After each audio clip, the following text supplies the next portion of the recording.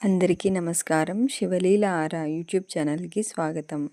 శ్రీ పరమహంస యోగానంద గారి ఒక యోగి ఆత్మకథ పుస్తకంలోని 43వ అధ్యాయం శ్రీ యుక్తేశ్వర్ గారి పునరుత్థానం గురించి చదువుకుందాం.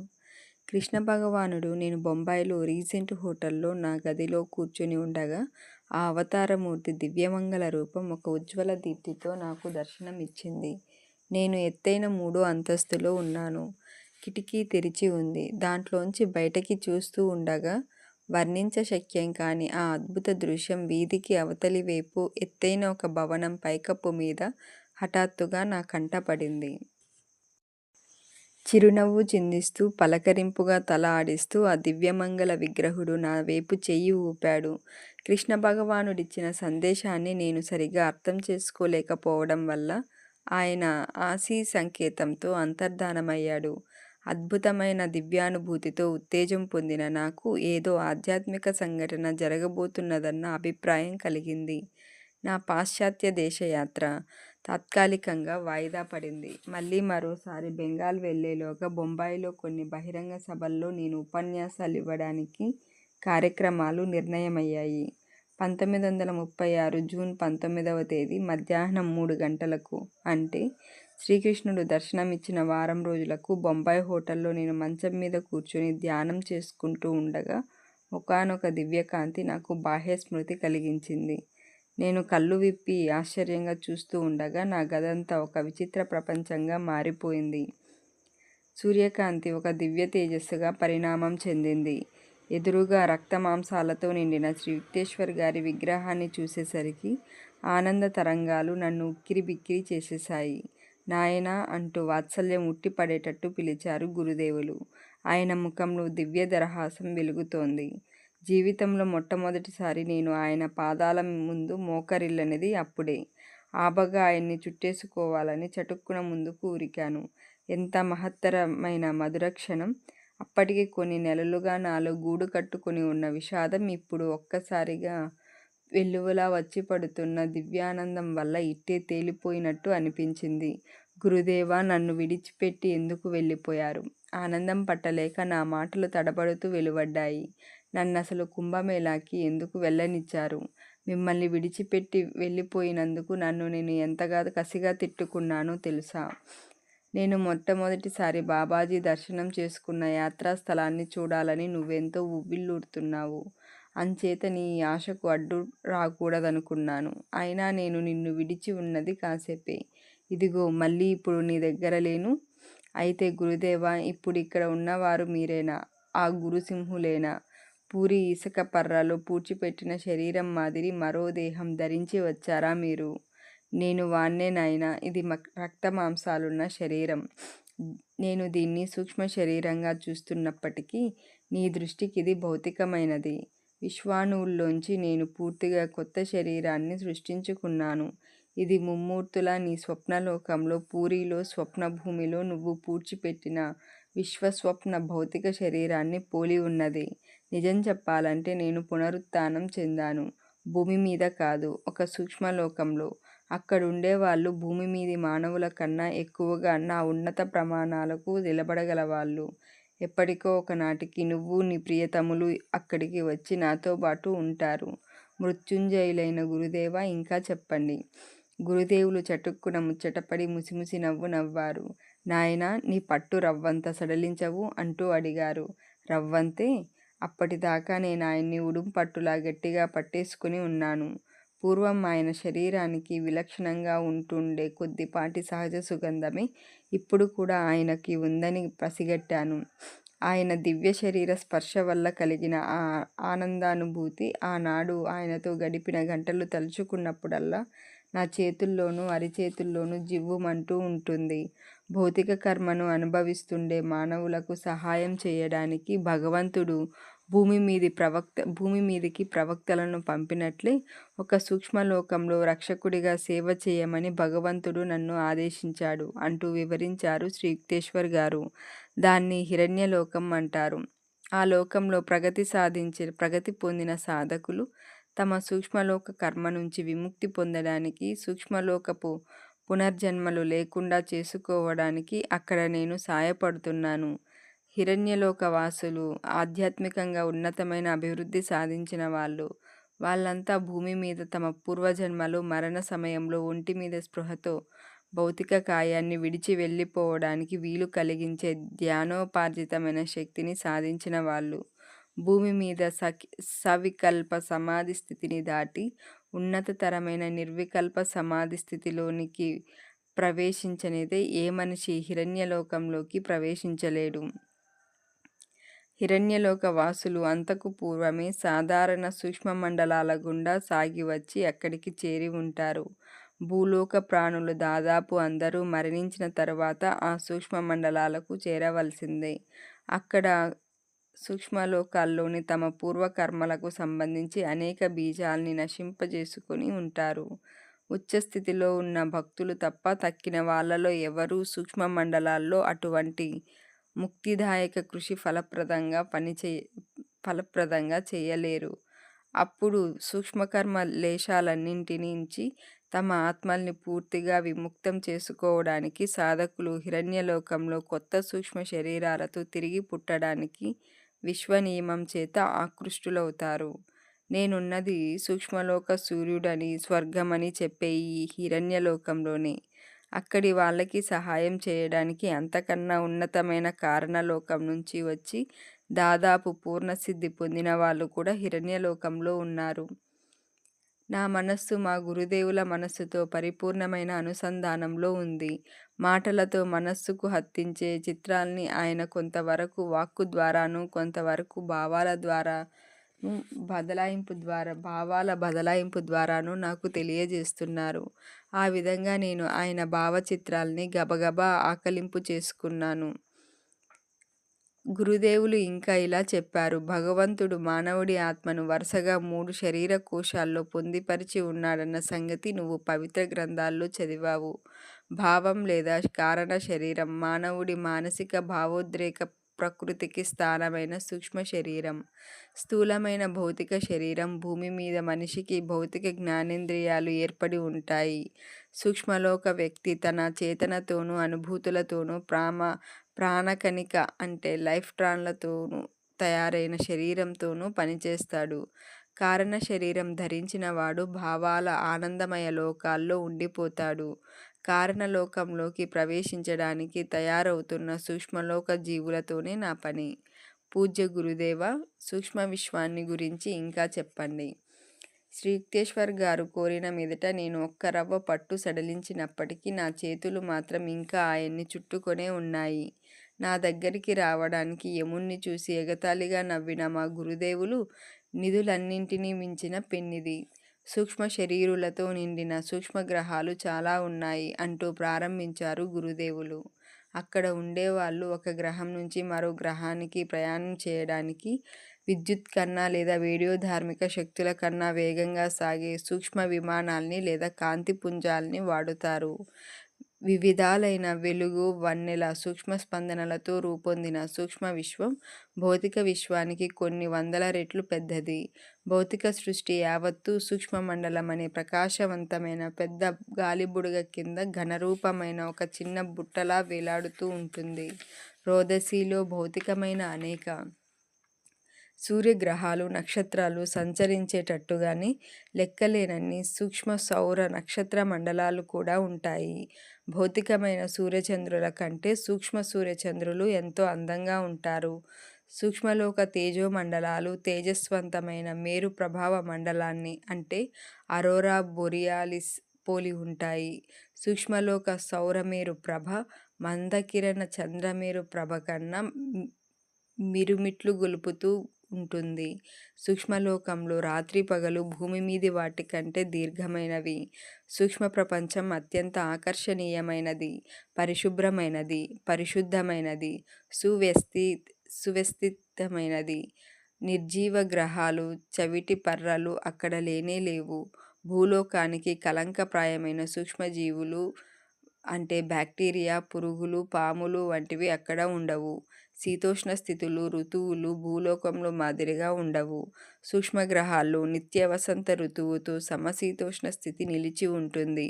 అప్పుడప్పుడు వెలుగులేని తెలిమంచు, వన్నెల వెలుగుల వానలు కురుస్తూ ఉంటాయి. సూక్ష్మగ్రహాల్లో మాణిక్య సరోవరాలు, మిలమిలా మెరిసే సముద్రాలు, ఇంద్రచాప నదులు సమృద్ధిగా ఉంటాయి. మామూలు సూక్ష్మ విశ్వంలో అంటే హిరణ్యలోకమనే సూక్ష్మతర సూక్ష్మ స్వర్గంలో అని కాదు. భూమి నుంచి దాదాపు ఇటీవల వచ్చిన కొన్ని కోట్ల సూక్ష్మజీవాత్మలు ఉంటాయి.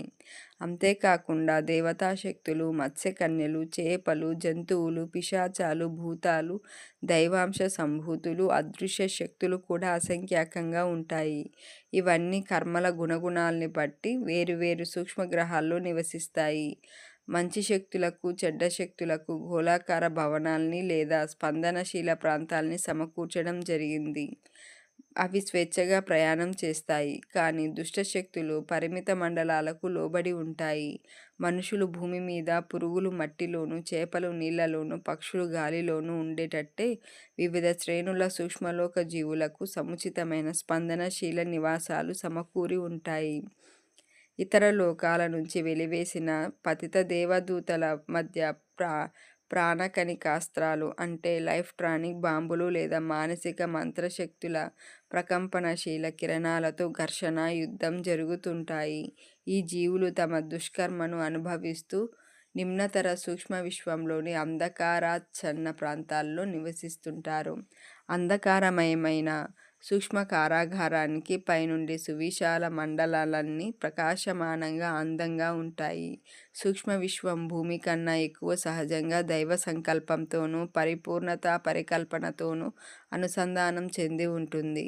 సూక్ష్మలోక వస్తువు ప్రతిదీ ప్రధానంగా దైవ సంకల్పం వల్ల, పాక్షికంగా సూక్ష్మలోక జీవుల ఆహ్వాన సంకల్పం వల్ల ఆవిర్భవిస్తుంది. దేవుడు సృష్టించిన దాన్ని దేన్నైనా మార్చేయడానికి కానీ, దాని అందాన్ని, రూపాన్ని అతిశయింపజేయడానికి కానీ వాళ్ళకి శక్తి ఉంటుంది. సూక్ష్మ విశ్వాన్ని తమ ఇచ్ఛానుసారంగా మార్చేసే స్వాతంత్రము లేదా మెరుగుపరిచే స్వాతంత్రము, హక్కు భగవంతుడు తన సూక్ష్మలోక సంతానానికి ఇచ్చాడు. భూమి మీద ఒక ఘన పదార్థాన్ని ద్రవ రూపంలోకి కానీ, ఇతర రూపంలోకి కానీ మార్చాలంటే సహజ ప్రక్రియ ద్వారా లేదా రసాయన ప్రక్రియల ద్వారా మార్చాలి. కానీ సూక్ష్మలోకపు ఘన పదార్థాల్ని కేవలం అక్కడ నివసించే వాళ్ళ సంకల్పం మాత్రం చేత తక్షణమే సూక్ష్మ ద్రవాలుగాను, వాయువులుగాను లేదా శక్తిగాను మార్చడం జరుగుతున్నది. సముద్రంలోనూ, నేల మీద, గాలిలోనూ జరిగే యుద్ధాలతో, హత్యలతో ఈ భూమి కళంకితమైపోయింది అంటూ ఇంకా చెప్పసాగారు గురుదేవులు. కానీ సూక్ష్మలోక జీవులు తమ రూపాల్ని సంకల్పానుసారంగా సాక్షాత్కరింపజేయడం, అదృశ్యం చేయడం చేస్తుంటారు. పువ్వులు కానీ, చేపలు కానీ, జంతువులు కానీ తాత్కాలికంగా సూక్ష్మలోక మానవులుగా రూపాంతరణం చెందగలవు. సూక్ష్మలోక జీవులన్నీ స్వేచ్ఛగా ఏ రూపమైనా దాల్చి ఒకదాంతో ఒకటి సులువుగా భావ సంపర్కం పెట్టుకోగలవు. స్థిరంగా, ఖచ్చితంగా ఉండే ప్రకృతి నియమం ఏదీ వాటిని నిర్బంధించదు. మాట వరుసకు ఏ సూక్ష్మలోక వృక్షాన్నైనా, సూక్ష్మలోకపు మామిడి పండు కానీ, కోరుకున్న ఇంకో పండు కానీ, పువ్వు కానీ, నిజం చెప్పాలంటే మరే వస్తువునైనా కానీ సృష్టించి ఇమ్మని అడిగి తీసుకోవచ్చు. కొన్ని కర్మ సంబంధమైన ప్రతిబంధకాలు ఉన్నప్పటికీ వివిధ రూపాల్ని కోరడం విషయంలో సూక్ష్మలోకంలో విభేదాలు లేవు. ప్రతిదీ దేవుడి సృజనాత్మక కాంతితో స్పందిస్తూ ఉంటుంది. అక్కడి వాళ్ళెవరూ స్త్రీ గర్భాన జన్మించిన వారు కారు. సూక్ష్మలోక వాసులు తమ విశ్వసంకల్ప శక్తి సాయంతో ప్రత్యేక నిర్మాణము, సూక్ష్మ శరీరము గల సంతానాన్ని సృష్టించుకుంటారు. కొత్తగా తనువు చాలించిన జీవి ఎవరైనా ఒక సూక్ష్మలోక కుటుంబంలోకి వారు ఆహ్వానించగా వస్తాడు. సూక్ష్మ శరీరం చలికి కానీ, వేడికి కానీ, ఇతర ప్రకృతి పరిస్థితులకు కానీ లోబడదు. సూక్ష్మ శరీరంలో సూక్ష్మ మస్తిష్కం ఒకటి ఉంటుంది. సూక్ష్మ శరీర నిర్మాణంలో ఒక సూక్ష్మమైన మెదడు అంటే 1000 రేకుల కాంతి కమలం, సూక్ష్మమైన వెనుబాము అంటే సుషుమ్నలు, జాగృతమైన షట్చక్రాలు ఉంటాయి. ఈ సూక్ష్మ మెదడు నుంచి హృదయం విశ్వశక్తిని, కాంతిని కూడా గ్రహిస్తుంది. గ్రహించి వాటిని సూక్ష్మనాడుల్లోకి, శరీర కణాలైన ప్రాణాణువు అంటే లైఫ్ ట్రాన్స్లోకి పంపిస్తుంది. సూక్ష్మలోక జీవులు ప్రాణకణిక శక్తి వల్ల, పవిత్ర మంత్రస్పందనల వల్ల తమ రూపాల్లో మార్పులు చేసుకుంటూ ఉంటారు.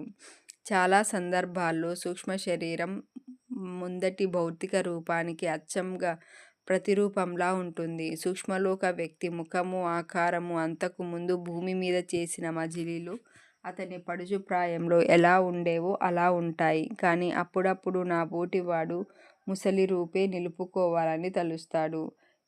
యువతాసత్తా ఉట్టిపడి గురుదేవులు సవిలాసంగా ముసిముసి నవ్వులు నవ్వారు. సూక్ష్మ మండలాలు పంచేంద్రియ జ్ఞానంతో గ్రహించదగ్గ అంతరాళిక త్రిమితీయ భౌతిక ప్రపంచం మాదిరిగా కాకుండా అన్నీ కలిసి ఉన్న సహజావబోధమనే ఆరో జ్ఞానేంద్రియానికి గోచరమవుతాయి అంటూ ఇంకా ఇలా చెప్పారు శ్రీ యుక్తేశ్వర్ గారు. సూక్ష్మలోక వ్యక్తులు కేవలం సహజావబోధానుభూతి వల్ల చూస్తారు, వింటారు, వాసన చూస్తారు, రుచి చూస్తారు, తాకుతారు. వాళ్ళకి 3 కళ్ళు ఉంటాయి. వాటిలో 2 కొంత మట్టుకు మూసుకుని ఉంటాయి. మూడోది ముఖ్యమైన సూక్ష్మనేత్రం. ఇది నుదిటి మీద నిలువుగా తెరుచుకుని ఉంటుంది. సూక్ష్మలోక మానవులకు కళ్ళు, చెవులు, ముక్కు, నాలుక, చర్మం అన్న బాహ్య జ్ఞానేంద్రియాలు అన్నీ ఉంటాయి. కానీ వాళ్ళు శరీరంలో ఏ భాగంతోనైనా సంవేదనలు పొందడానికి సహజావబోధమనే జ్ఞానేంద్రియాన్ని ఉపయోగించుకుంటారు. మాట వరసకి వాళ్ళు చెవితో కానీ, ముక్కుతో కానీ, చర్మంతో కానీ చూడగలరు. కళ్ళతోటి కానీ, నాలికతోటి కానీ వినగలరు. చెవులతో కానీ, చర్మం మొదలైన వాటితో రుచి చూడగలరు. మానవుడి భౌతిక శరీరం లెక్కలేనన్ని అపాయాలకు గురయ్యే విధంగా ఉంటుంది. అది ఇట్టే గాయపడుతుంది లేదా అంగవైకల్యం పొందుతుంది. కానీ ఆకాశతత్వ సంబంధమైన సూక్ష్మ శరీరం అప్పుడప్పుడు కోసుకుపోవచ్చు లేదా గాయపడవచ్చు. కానీ అది ఇచ్ఛాశక్తి వల్ల వెంటనే నయమైపోతుంది. గురుదేవ, సూక్ష్మలోక వ్యక్తులు అందరూ అందంగా ఉంటారా అండి? సూక్ష్మలోకంలో అందం అనేది ఆత్మపరమైన గుణమే గాని బాహ్య రూపం కాదు అని జవాబిచ్చారు శ్రీ యుక్తేశ్వర్ గారు. అంచేత సూక్ష్మలోక వాసులు ముఖలక్షణాలకు ప్రాముఖ్యమియ్యరు. అయితే సంకల్ప మాత్రం చేత నవీన సుందర సూక్ష్మ శరీరాల్ని సృష్టించుకుని ధరించే హక్కు వాళ్ళకి ఉంది. భూమి మీది మనుషులు పండుగ పబ్బాల్లో కొత్త దుస్తులు ధరించినట్లే సూక్ష్మలోక వాసులు కొన్ని సందర్భాల్లో ప్రత్యేకంగా కల్పించిన రూపాలు ధరిస్తారు. హిరణ్యలోకం వంటి సూక్ష్మగ్రహాల్లో అక్కడి వాడు ఎవరైనా ఆధ్యాత్మిక ప్రగతి ద్వారా విముక్తుడై తత్ఫలితంగా కారణలోకానికి వెళ్ళడానికి సిద్ధంగా ఉన్నప్పుడు సూక్ష్మ ఆనందోత్సవాలు జరుగుతాయి. అటువంటి సందర్భాల్లో అగోచరుడైన పరమేశ్వరుడు, ఆయనలో లీనమైన సాధువులు ఆ ఉత్సవాల్లో పాల్గొనడానికి వారికి నచ్చిన దేహాలతో సాక్షాత్కరిస్తారు. ప్రభువు తన ప్రియభక్తుణ్ణి సంతోషపెట్టడానికి కోరిన రూపం ధరిస్తారు. భక్తుడు దేవుణ్ణి భక్తితో కొలిచినట్లయితే ఆయన్ని జగన్మాత రూపంలో దర్శిస్తాడు. యేసుక్రీస్తుకు దేవుణ్ణి గురించి చేసే భావనలన్నింటిలోకి పితృభావనే ఎక్కువ ఆకర్షకంగా ఉండేది. సృష్టికర్త తాను సృష్టించిన ప్రాణుల ప్రతి ఒక్కదానికి ఇచ్చిన వ్యక్తిత్వం, ఆయన సర్వతోముఖమైన ప్రజ్ఞ వెల్లడి కావాలని, ఊహించడానికి వీలుగాను, ఊహించడానికి వీలులేని విధంగాను కోరికలు కోరుతుంది. మా గురుదేవులు నేను హాయిగా కలిసి నవ్వుకున్నాం. ఇతర జన్మల్లోని స్నేహితులు సూక్ష్మలోకంలో ఒకరినొకరు సులువుగా గుర్తుపడతారు అంటూ శ్రీ యుక్తేశ్వర్ గారు మధురమైన వేణునాదం వంటి స్వరంతో చెబుతూ వచ్చారు. స్నేహానికి అమరత్వం ఉన్నందుకు ఆనందిస్తూ వాళ్ళు పార్థివ జన్మలో భ్రాంతిమయమైన వియోగాలు జరిగే విషాద సమయంలో తరచూ శంకిస్తూ వచ్చిన ప్రేమ అనశ్వరతను ఇప్పుడు అనుభూతం కావించుకుంటారు. సూక్ష్మలోక వ్యక్తుల సహజావబోధం తెర తీల్చుకొని మానవ కార్యక్రమాల్ని గమనిస్తూ ఉంటుంది. కానీ మానవుడు మాత్రం అతని ఆరో జ్ఞానేంద్రియం కొంత మట్టుకు వికాసం చెంది ఉండకపోతే సూక్ష్మ మండలాల్ని దర్శించలేరు. భూమి మీద ఉండేవాళ్ళు అనేక వేల మంది క్షణికంగా ఒక సూక్ష్మలోక జీవినో, ఒక సూక్ష్మలోకాన్నో దర్శించిన వాళ్ళే. హిరణ్యలోకంలో ఉండే ప్రగతి సాధించిన జీవులు సూక్ష్మలోకపు దీర్ఘమైన రాత్రింబగళ్లలో సాధారణంగా ఆనంద సమాధిలో జాగృతులై ఉంటారు. విశ్వ పరిచాలనానికి సంబంధించిన క్లిష్ట సమస్యల్ని పరిష్కరించడానికి తమ నిజావాసాల్ని వదిలి భౌతిక సుఖాలకై వెంపర్లాడుతూ భూలోకయానానికి ఉద్యుక్తులైన ఆత్మల విమోచనకు సహాయపడుతూ ఉంటారు.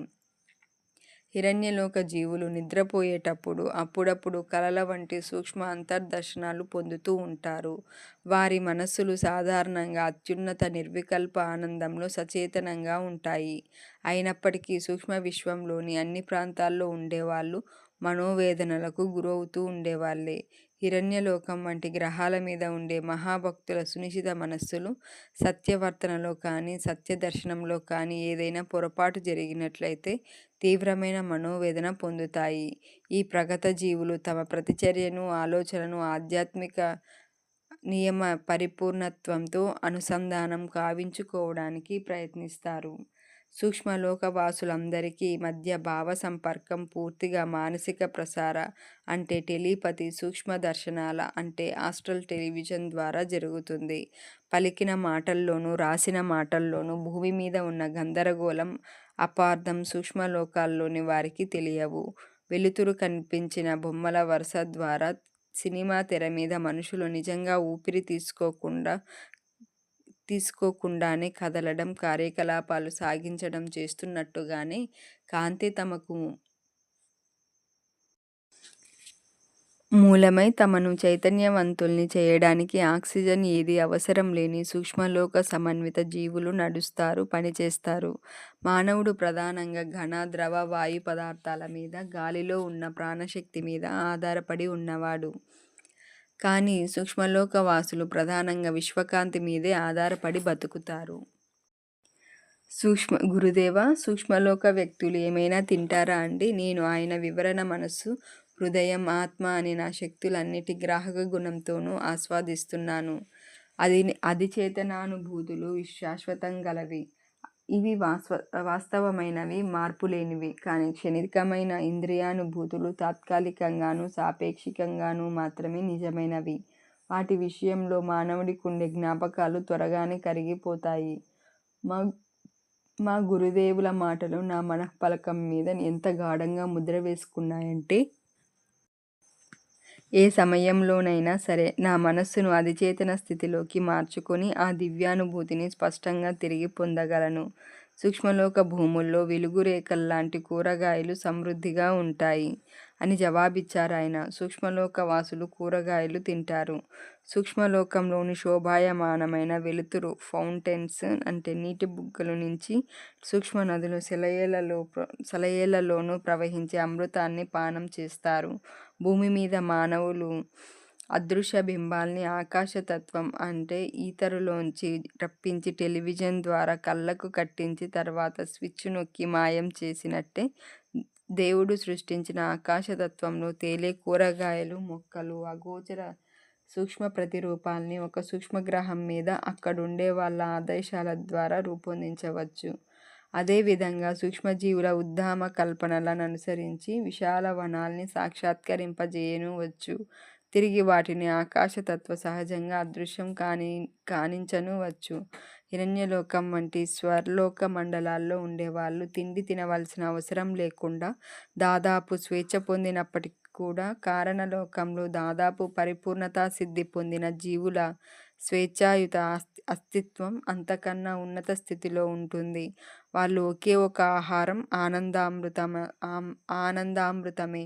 భూమి మించి విముక్తుడైన సూక్ష్మలోక వ్యక్తి భూలోకంలో వివిధ జన్మల్లో పొందిన తండ్రుల్ని, తల్లుల్ని, భార్యల్ని, భర్తల్ని, పిల్లల్ని, స్నేహితుల్ని అనేక మందిని చూస్తాడు. వాళ్ళు సూక్ష్మ మండలాల్లోని వివిధ భాగాల్లో అప్పుడప్పుడు ఔపిస్తూ ఉంటారు. అంచేత ఎవరి మీద ప్రత్యేక అభిమానం చూపించాలో తెలుసుకోలేకపోతున్నాడు. ఈ విధంగా అతడు అందరినీ భగవంతుడి సంతానంగానూ, ఆయన వైయక్తీకృత అభివ్యక్తులుగానూ గ్రహించి వాళ్ళందరి మీద దివ్యమైన సమానమైన ప్రేమ చూపిస్తాడు.